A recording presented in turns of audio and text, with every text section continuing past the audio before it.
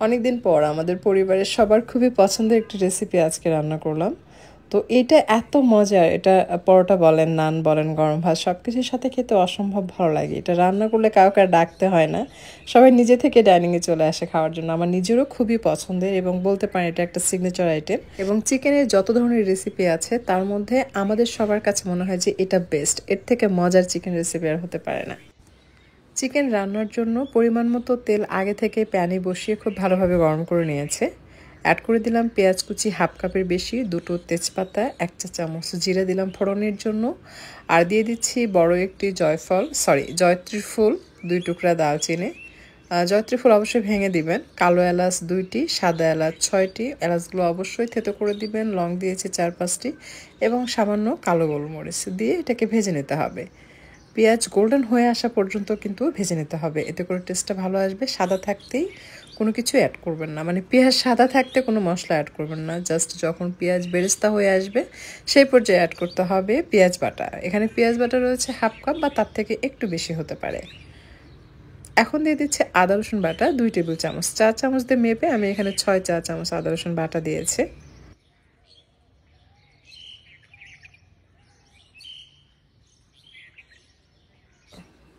বেশ কিছুক্ষণ আদা রসুন বাটা কষানোর পর অ্যাড করে দিচ্ছি গুঁড়া মশলা। প্রথমে দিয়ে দিচ্ছি ধনিয়ার গুঁড়া 1 চা চামচ, জিরার গুঁড়া 1 চা চামচ, মরিচের গুঁড়া 2 চা চামচ, আর দিয়ে দিচ্ছি হলুদের গুঁড়া 1.5 চা চামচ। হাফ চা চামচ দিলাম সাদা কালো গোলমরিচের গুঁড়া। সব মশলা একসাথে খুব ভালোভাবে কষিয়ে নিতে হবে।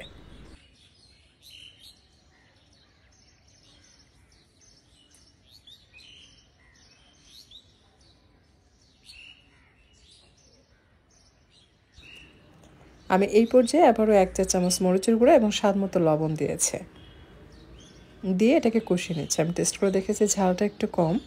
আসলে নির্ভর করে যে কোন মরিচের গুঁড়া কেমন। কিছু মরিচের গুঁড়া থাকে ঝাল, কিছু একটু ঝাল কম হয়, সেটা বুঝে যে যার স্বাদ মতো মরিচের গুঁড়া কমিয়ে বা বাড়িয়ে অ্যাড করতে পারবেন। হলুদের গুঁড়ার ক্ষেত্রেও তাই।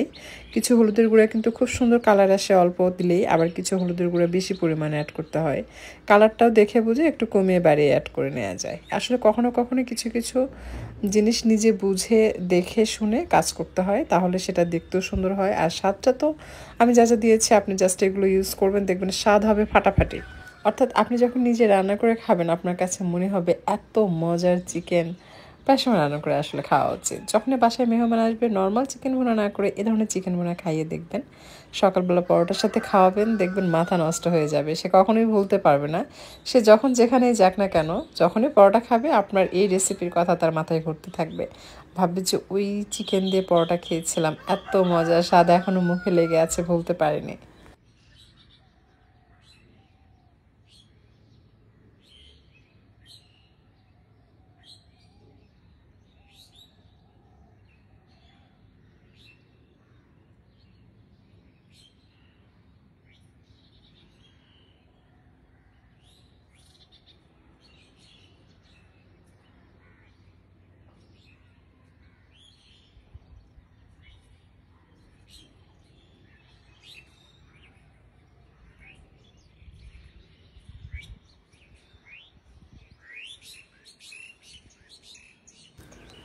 মাংস খুব ভালোভাবে যখন কষানো হয়ে যাবে, দেখবেন যে এখন ভুনা ভুনা হয়ে যাবে, আপনার কাছে মনে হবে যে এই পর্যায়ে চিকেন খেয়ে ফেলে, এরকম আর কি। ঠিক সেই পর্যায়ে অ্যাড করতে হবে গ্রেভির জন্য পানি। পানিটা এমনভাবে দিবেন পরিমাণ মতো, খুব বেশি পানি দেওয়ার দরকার নেই। জাস্ট এটাকে কিন্তু ভুনা ভুনা করে ফেলতে হবে। পাতলা রেখেও খাওয়া যায়, বাট এটা যদি ভুনা ভুনা হয় সেক্ষেত্রে টেস্টটা খুবই ভালো আসে। এখন অ্যাড করছি সিক্রেট ইনগ্রেডিয়েন্টস, যেটা হচ্ছে কনডেন্স মিল্ক। এটা অবশ্যই দিবেন, এটার জন্য এটার স্বাদ হাই লেভেলে চলে যায়, মানে এতটাই মজার হয়। আপনি কনডেন্স মিল্ক দিয়ে রান্না করে দেখবেন, আপনি নিজেও মনে হবে আপনার কাছে যে ও মাই গড, চিকেনের সাথে কনডেন্স মিল্ক যাবে, এটা ভাবা যায় না। আর দিয়ে দিলাম কাঁচামরিচ। অনেকে এটা নিয়ে মজা নেবেন আমি জানি, আসলে কোনো কিছু রান্না করে না খেলে বোঝা যায় না যে সেটা স্বাদের লেভেল কেমন। অনেক সময় শুধু ভিডিও দেখে বোঝা যায় না, রান্না করে খেলে বোঝা যায় যে কিসের জন্য কি হয়েছে বা কোনটার জন্য এটা এতটা মজার হয়েছে। তো রান্না না করে নেগেটিভ কমেন্ট না করে আমি বলবো যে অন্তত একবার হলেও বাসায় এইভাবে রান্না করে খান, তারপরে কমেন্ট করেন। কিছু মানুষ আছে হেটার্স, যারা অযথায় রান্না না করে একটা মিথ্যা কথা বলে নেগেটিভ কমেন্ট করে দেয়।